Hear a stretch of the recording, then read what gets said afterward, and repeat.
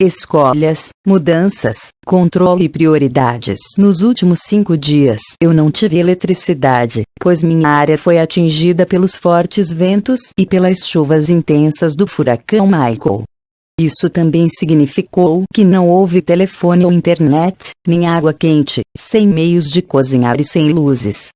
Foi uma lição interessante sobre mudanças, escolhas e prioridades, que será o tema do boletim informativo desta semana. Por favor, mantenha as pessoas que foram afetadas por essas tempestades em seus pensamentos e orações, pois muitas tiveram perdas devastadoras e precisarão de muitas orações e apoio para se recuperar. Nesta semana temos muita energia disponível para nós e um retorno às nossas raízes. Pense no chakra raiz ou no primeiro centro de energia aqui, bem como em tornar-se 360, sobre o qual eu tenho escrito desde 2010, e é uma jornada de liberação, recalibração e restauração da energia à totalidade e depois à congruência. E então, recebendo, alinhando e integrando novas energias para traçar um novo ciclo de ascensão. Se parece muito trabalho, pode ser, mas isto também faz parte da jornada. Então aperte os cintos, segure-se firme, brilhe e aproveite a jornada. É engraçado como você não percebe quanto da sua vida é gerida pela eletricidade até que ela não esteja funcionando. Eu não tinha água quente, calor ou ar-condicionado, não tinha como cozinhar, não tinha telefone nem internet, nem luz. Depois que o sol se põe, fica muito escuro na casa sem luz artificial. Então eu tive que tirar as velas e lanternas e elas forneceram a luz para me ajudar a navegar pela minha casa. Mas eu não consegui fazer as coisas que normalmente faço porque todas exigiam eletricidade. Mudanças, especialmente as surpreendentes, indesejáveis e inconvenientes, como não ter eletricidade por vários dias, exigem que façamos escolhas diferentes e mudemos nossas prioridades. Aqui estão alguns dos meus pensamentos sobre a mudança de prioridades e atividades com a mudança, e como permanecer no controle, em situações que você não pode controlar. Sou apenas eu. A primeira coisa que fiz foi ver se meus vizinhos tinham eletricidade, pois eu queria saber se era só eu ou se todos tinham as luzes apagadas. Eles não tinham luz, como descobri depois do pôr do sol, e todas as casas da minha rua estavam na escuridão.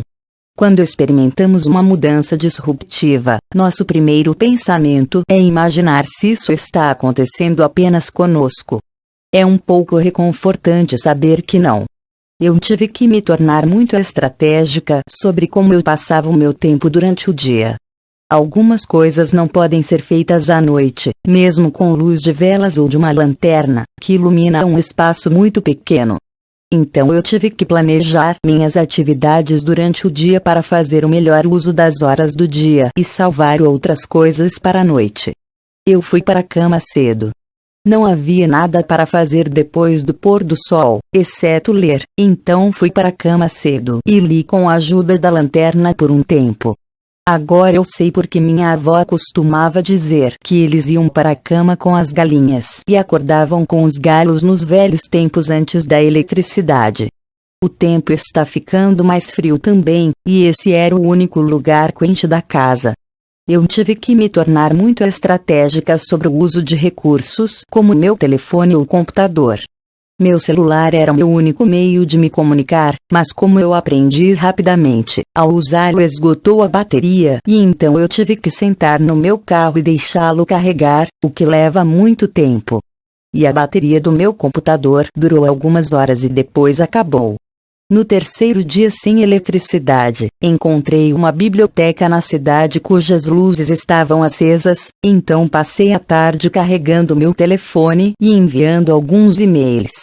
A biblioteca estava cheia de pessoas que também não tinham eletricidade e estavam lá para carregar seus aparelhos, então eu conheci pessoas legais e tive algumas conversas interessantes.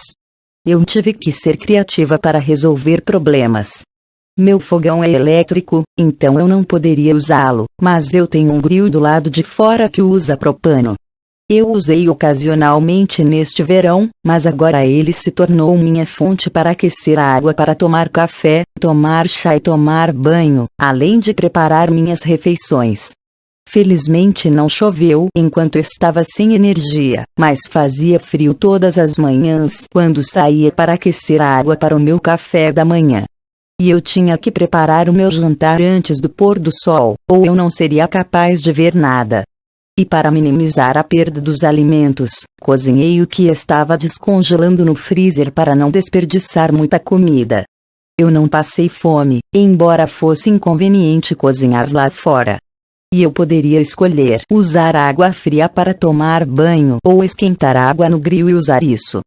Eu não gosto de banhos com água fria, então, escolhi aquecer a água lá fora embora fosse muito mais complicado do que ligar uma torneira de água quente. Isso me lembrou de quando eu era muito jovem e morava na antiga casa da minha avó na França e nós não tínhamos água quente corrente.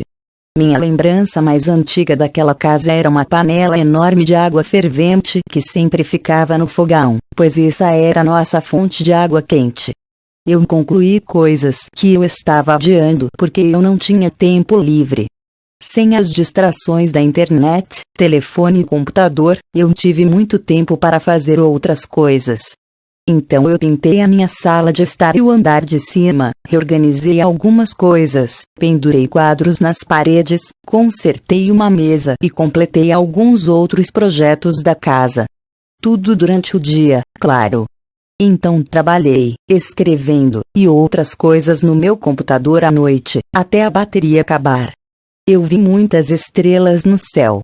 Como toda a minha parte da cidade estava sem eletricidade, não havia poluição luminosa, por isso havia muito mais estrelas visíveis à noite do que o normal. Passei algum tempo do lado de fora, depois de escurecer, olhando o céu e apreciando as belas estrelas. Havia coisas que eu não podia controlar, então tive que mudar minhas prioridades.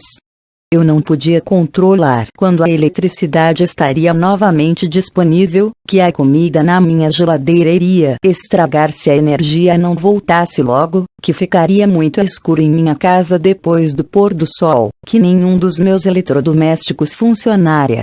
E que eu não conseguia seguir minha rotina normal. Agora eu sabia que a vida voltaria ao normal uma vez que a energia fosse restaurada, mas, enquanto isso, eu teria que ser muito estratégica em relação às minhas prioridades para poder administrar minha vida em torno das circunstâncias com as quais tinha que lidar. Não serviria a nenhum propósito útil não fazer nada e esperar que as luzes se acendessem ou não me organizar para as refeições, então eu não ficava sentada no escuro comendo biscoitos ou batatas fritas em vez de algo mais substancial e satisfatório. Ou não encontrar um lugar com eletricidade para poder carregar meu telefone e meu computador. Agora que minha eletricidade voltou, estou usando meus aparelhos modernos que tornam a vida tão conveniente, com um novo senso de apreciação. Eu gosto de poder ter um fogão e uma geladeira funcionando, acender as luzes depois do pôr do sol e poder recarregar meu celular e computador à vontade. Às vezes, mudanças acontecem na vida e precisamos lidar com isso mudando nossas prioridades, fazendo o melhor uso do que temos, não nos arrependendo do que não temos e nos tornando estratégicos com nossas prioridades para gerenciar as circunstâncias. Não podemos estar sempre no controle dos eventos, mas podemos aprender a controlar nossas vidas mesmo em situações que não podemos controlar. Ficar deprimida e com medo é bom em pequenas doses, mas eventualmente temos que aceitar a situação, encarar os fatos, e fazer escolhas, e agir de acordo com elas, para que nossas vidas continuem a avançar até que o caos tenha desaparecido e possamos estabelecer algo mais normal, fácil e no nosso fluxo de energia de vibração elevada. Mensagem de Jennifer Hoffman, 15 de outubro de 2018.